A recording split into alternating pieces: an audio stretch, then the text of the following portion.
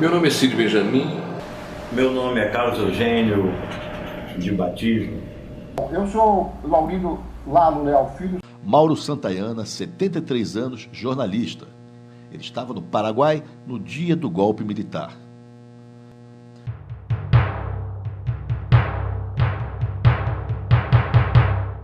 Eu fui líder estudantil na durante a ditadura, participei da resistência armada, depois fui preso político e exilado.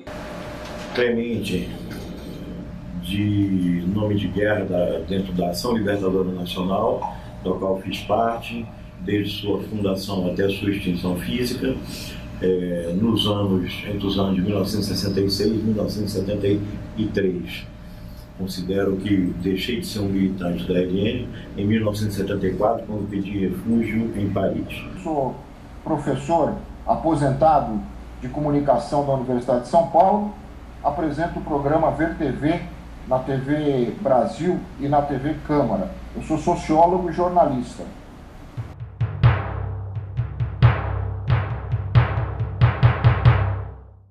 Eu detesto efemérides, mas temos que nos render a elas. Então agora a efeméride em voga, como se dizia na minha época, é os 50 anos do golpe de Estado de 1964. Eu tenho sido chamado muitas vezes para falar sobre esse período por conta do aniversário de 50 anos do golpe militar. E não tenho me furtado a fazer isso. Acho que o conhecimento do que aconteceu é absolutamente fundamental para que a gente construa um país melhor.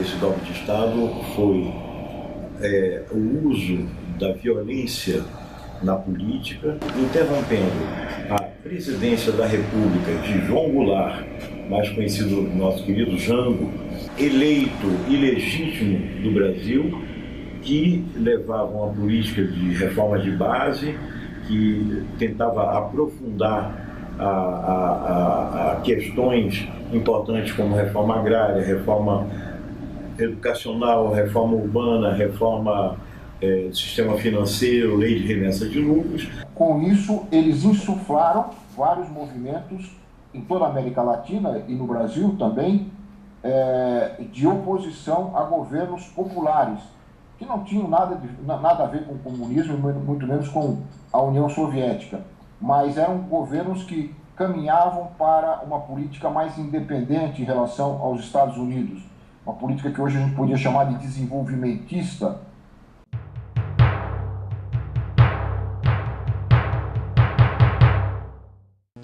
Eu estava em Assunção, no Paraguai, em missão, junto com o então embaixador do Brasil e escritor Mário Palmério. Mas minha mulher estava no Brasil, onde foi presa em Belo Horizonte no dia 1º de abril de 1964. Fiquei muito preocupado com a situação da minha família, mulher e filho, mas não tinha como voltar para o Brasil. Só os veria meses depois, quando nos encontramos no exílio. Aqui dentro, o golpe foi estimulado, quer dizer, de uma maneira de fora pelos Estados Unidos e dentro pelas classes hegemônicas que não estavam interessadas em abrir mão de privilégios que são privilégios seculares no Brasil, como, por exemplo, o controle da terra. Tendo como guarda pretoriana o alto comando das Forças Armadas, cerca de 400 a 450 militares do alto comando que desferiram esse golpe contra o Brasil. A ideia era que o golpe fosse um golpe temporário, breve, né? Poucos meses, menos de um ano no máximo.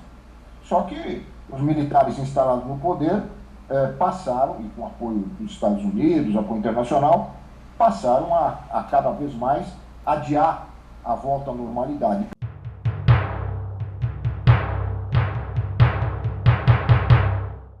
Em 1968, até quase o ano todo, principalmente em outubro, a contestação estava na rua.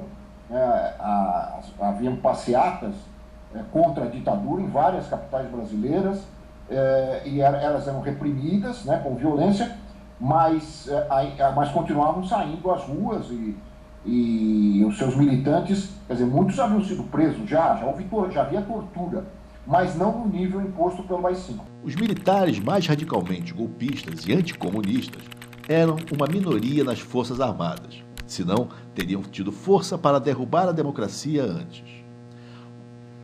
Uma vez instalados no poder, eles usaram o terror, a repressão e o discurso anticomunista para pressionar cada vez mais os oficiais que queriam apenas uma intervenção militar curta e foram se fortalecendo, perseguindo não apenas antigos colegas de farda, mas também os próprios líderes civis que haviam apoiado a derrubada de João Goulart.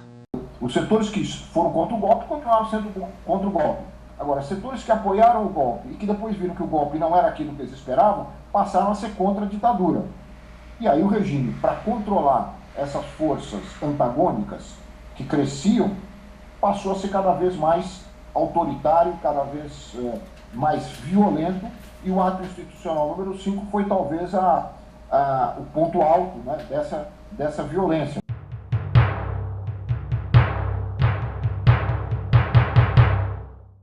Há uma grande autocrítica a ser feita pela esquerda da época de não ter resistido ao golpe de Estado, que as gerações posteriores de jovens que se rebelaram e que pegaram armas para lutar foi em parte resgatada, mas não podemos deixar isso acontecer novamente. A luta armada não tinha condições de derrotar a ditadura naquele momento, não tinha condições de galvanizar a sociedade brasileira de tal forma que derrotasse a ditadura. E aí não havia mais jeito de resistência pacífica, porque qualquer manifestação era punida com muita violência. Os líderes dessas manifestações foram presos, muitos exilados, já muitos torturados.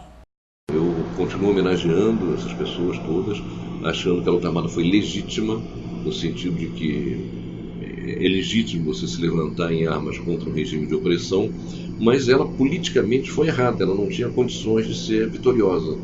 As lideranças dos movimentos populares e nacionalistas que poderiam eventualmente dar apoio a esse tipo de coisa já tinham sido detidas ou desarticuladas logo depois do golpe.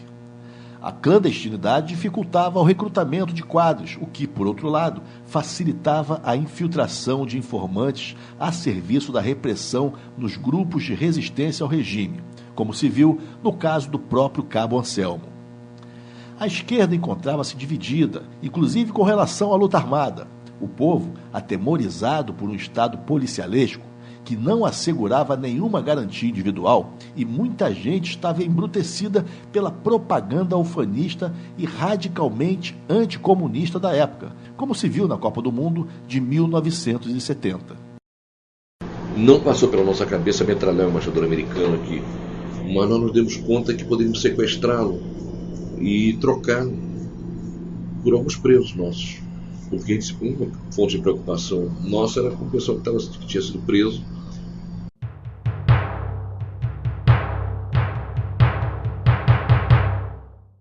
Eu acho que foram 20 e 21 anos, é um hiato na história do Brasil, é um hiato político, né? Você imagina que são algumas gerações que deixaram de fazer política.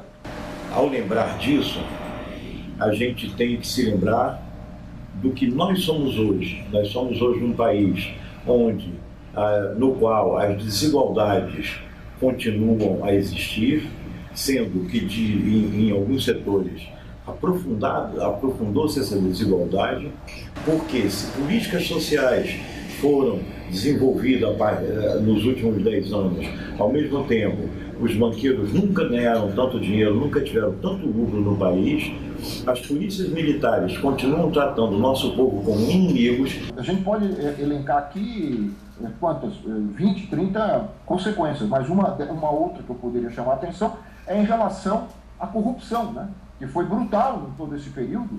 Os militares, há cada vez mais relatos de